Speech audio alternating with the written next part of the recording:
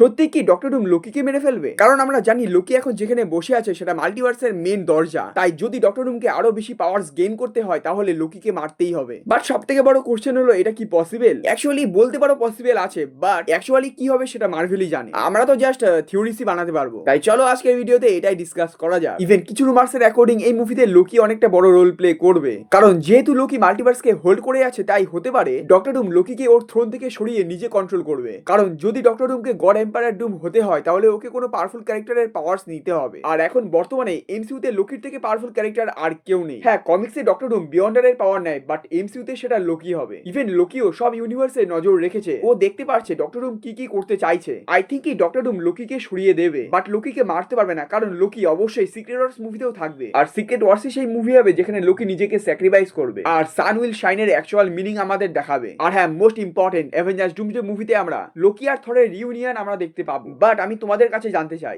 সত্যি কি ডক্টর ডুম লোকিকে মেরে ফেলবে, নাকি ডক্টর ডুম জাস্ট লোকিকে ওর থ্রোন থেকে সরিয়ে ওর পাওয়ার্স নেবে? অ্যাকচুয়ালি থিওরিজ তো ভরপুর আছে, বাট আমি তখনই বলতে পারবো যখন তোমরা চাইবে। যদি দেখতে চাও অবশ্যই কমেন্টে জানিও। আর এরকমই অসম ভিডিওর জন্য গুরু সাবস্ক্রাইব টু বদমাশ ভার্স।